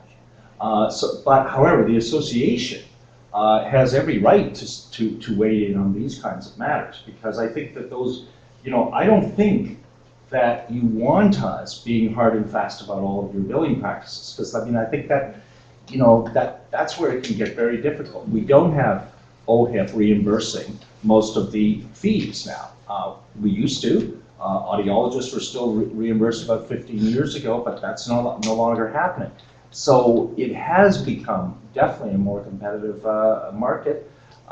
We have a role to play if the public is coming to us and saying, there's something excessive going on here. I don't understand why I go here and it costs this and that. We're not hearing that. So, that's why it's difficult for us. Excellent, thank you. Thank you. So we're going to move on now to a different question. And it's the facility where I work has many older versions of assessment measures. Are these still valid to use in a standardized way, or should I be reporting on them informally? Carol, is this you or is this me? It's you. Oh, excellent. Terrific. And actually, we were just talking about this today because we had a peer assessment training day today, and we were talking about this because if I show you the next slide, in our self-assessment tool, we do have a practice standard that speaks to this. I use intervention procedures based on current knowledge in the fields of audiology and/or speech language pathology, incorporating evidence-based research and advances in technology. And certainly, if there is a new addition of a well-established test, that is usually because they have done some more evidence-based research. And the results are showing that the norms maybe have changed a little bit, or that maybe some of the probes are no longer current, maybe not culturally current, or what have you. So what we are saying is use your own judgment. There are some tests where I believe now there's a very common language test called the SELF, and we're up to edition number 5. If you're working in edition with number 4, I think that that's reasonable. You're only one edition behind. We would ask you when you're doing your self-assessment tool in January to think about it. Maybe even use this with your managers, with your administrators, as a little bit of evidence as to why you need an updated, why they need to spend some money on an updated version of a test. However, if you're using the original SELF, then I think that we would all agree that that would not be acceptable. So if one's using this, the SELF 5, as a battery, but there's a particular test in the original SELF that isn't now duplicated or updated, but provides qualitative, informal, really good information, you're saying we can use it, but just report on it informally. Absolutely, yes, yes. And I know that in some programs they will use just in a lot of, for instance, community programs, like community aphasia programs, they tend not to use standardized tests. However, they might just take out the yes/no questions from the WOB, if people are understanding what this is, and just use that as an informal measure.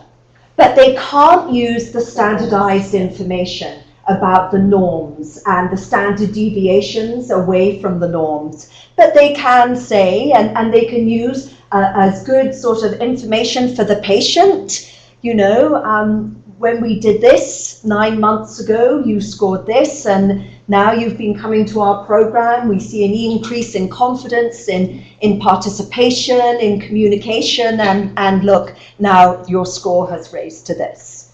But if you're using a standardized measure, you really, as with all equipment, with all testing equipment, with all treatment equipment, it should be current. Any questions about that? Any questions from the webinar?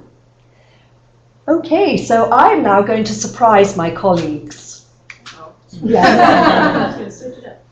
All right. I received a question about, I picked up the question about a couple of hours before. I think it's a good question.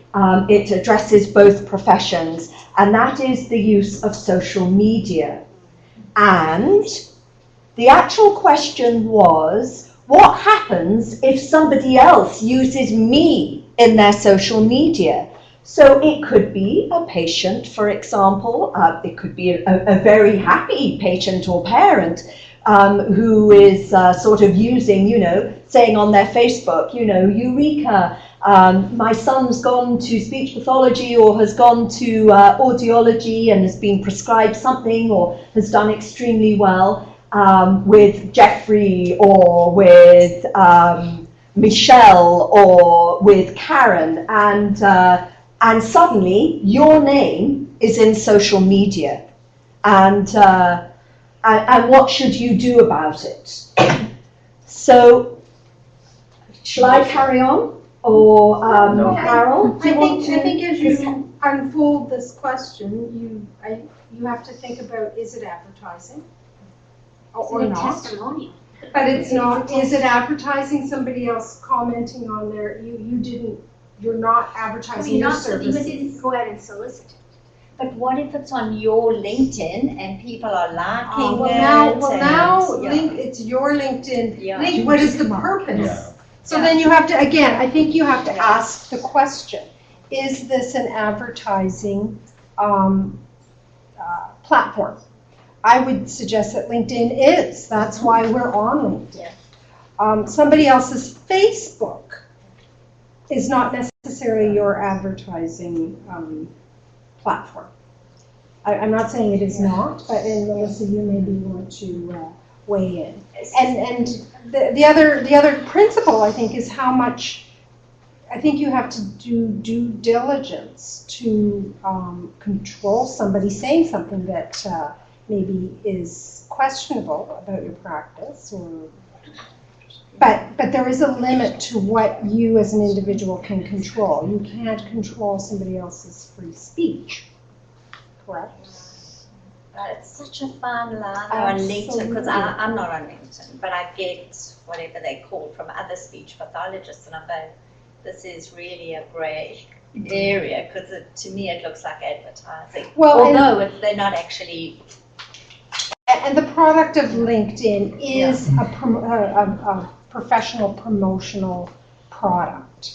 And the capabilities within LinkedIn is for professional promotion. So I think, you know, there's a strong case to suggest that that is an advertising medium or platform, and therefore you do need to be mindful. Is the wording of LinkedIn endorsement? Yes, right? Don't that's they an use endorsement. that's Right. that's That's the a word, skill. right? Yeah. So we have to make a definition of what endorsing means. And actually, I can come to that. Yeah, we did have a case that was before the Inquiries, Complaints, and Reports Committee with respect to a member's LinkedIn profile where they had, whatever you want to call it, essentially it was some two statements from former patients about how great this person was. The committee in that case did find that LinkedIn was advertising, and then there were concerns of, and then the pieces that were in there were contrary to the proposed advertising regulation, and it was directed to the member that they should remove those. And the member was very amenable to doing that. So I think the original question, though, was what do you do about things that may appear about you on other people's social media? And there's a couple of things to consider. Certainly, if you have encouraged it or asked somebody to do it, it may constitute advertising of your practice. You can't do through the back door what you're not allowed to do through the front door. And again, I mean, that doesn't sound right, right? You know, you can't put it on your page, but why are you encouraging your patients to put it on their page? There's boundary issues that come with that sort of thing as well. So that's definitely problematic. If somebody just completely of their own volition, unbeknownst to you, on their Facebook page says, I had a really great session with Sue today. You know, she's working on my stutter, and maybe there's a few other things. Some of the law on this is still emerging, so you have to appreciate we might not always know all the answers to this because it is emerging about what are members' obligations to some of these new technologies. I appreciate Facebook isn't that new, but the regulatory world sometimes moves very slowly. We're like a big boat. We turn a little bit slowly sometimes. So that sort of thing, it's unlikely that you would be in hot water with us if it was something that's completely out of your control. We don't expect members to take those reasonable steps with things that are completely out of their control. We would leave it up to you if there was a situation where it may be advisable for you to speak to that individual and say, that's really lovely that you did that. I'm not entirely sure I'm comfortable with that, whatever it is. And would you mind removing it? Or perhaps using my initials. Maybe don't indicate. If it just says Sue, that might not be an issue. It might be difficult to determine who it is. So that might be a way to approach it. You're covered off. It doesn't appear that you're trying to, inappropriately advertise indirectly, and then all those other issues as well that come along with, testimonials. You're not going to run into that as well, and that might be the best way to approach it. And sorry, another thing that we are advising, because we do get calls about this, so we are advising if you are setting up a private practice or if you're in a private practice, maybe consider what would be acceptable to you, and then having some sort of document that you give your clients, your patients. I certainly know of another SLP who, unbeknownst to her, a parent had taped her with the child and put the tape of the session up on Facebook. So, and she was asking me, and where she stood, and of course, we always talk to each other. If you talk to me, if I know the answer, I'll give it. Otherwise, we're either speaking to Brian, to Melissa, to Carol, and of course Sarah, and also Colleen as well, and Jody. So we're always talking, but we are now saying, think about having a policy that you are going to give to your patients about you not, without your knowledge, putting anything up on social media with regard to your sessions. So we have a question. The question is, what if someone posts a comment on your Facebook page? Are you obligated to remove it? So the question was, what if somebody posts a comment on your Facebook page? Are you obligated to remove it? And I would say this applies to any social media. Somebody perhaps does an endorsement or whatever you want to call it on your LinkedIn account. And if it would constitute advertising, and if it would constitute problematic advertising, then yes, you likely do have an obligation to remove it. You have control over your Facebook page. If you don't, you should set it up so that you do have control over comments, so that you can ensure that anything that's posted there, it might not be an advertising issue, it could be another type of issue. Maybe somebody's disclosing somebody else's personal health information.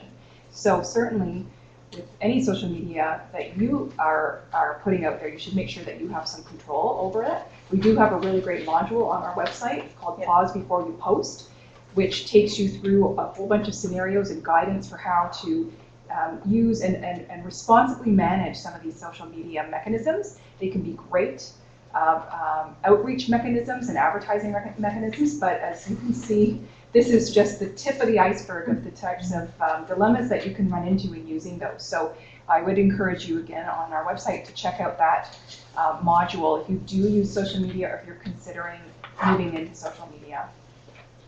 And here and then. I'm just if you have a Facebook page and someone likes it, is that how would that be considered? Just a like. If someone just likes it. Just a like is probably fine.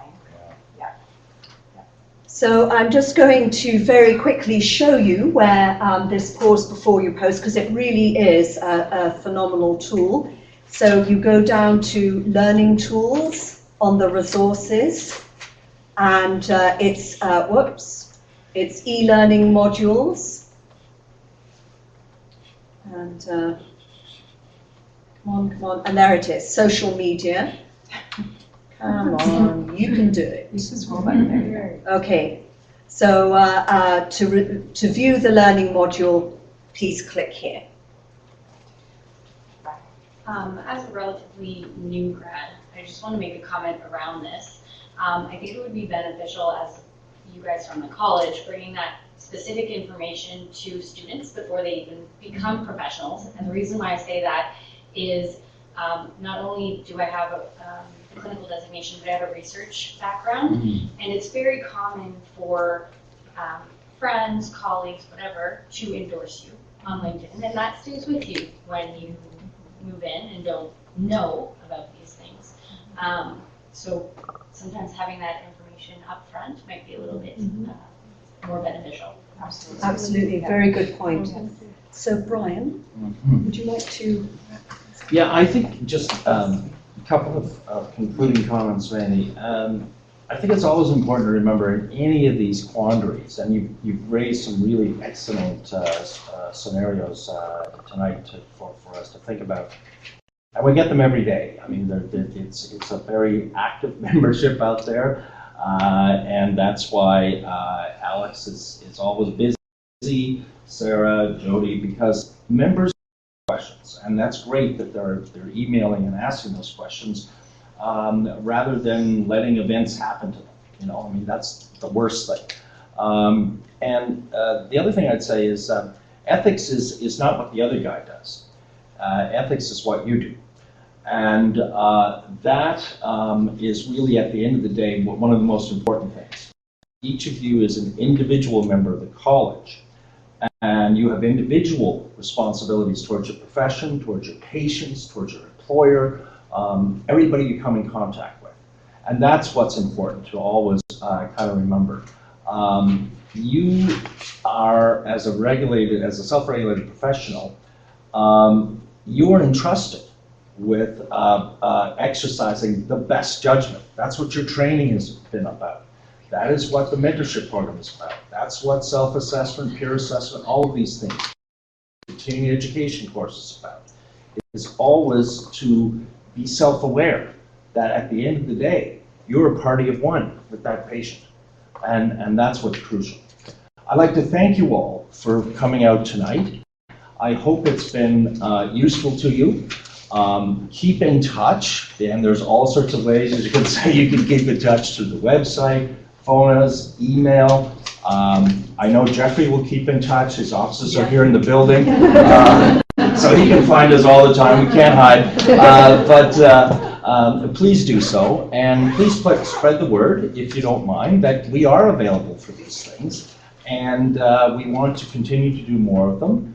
And I hope you'll find that we're not just there to sort of, talk to you about what you can't do. We're also there to try to help you about what you can do. And that's extremely important. And our whole job really is to make sure, as we said, that we serve and protect the public interest, and we do so by doing as much as we can to help you do your job. And that's really what we're all about, okay? So thank you so much again for those of you on the webinar that joined us that way, and for those who were able to come here, thank you so much. And as I say, keep in touch, and again, we greatly appreciate your input and all of the excellent comments tonight. Thank you.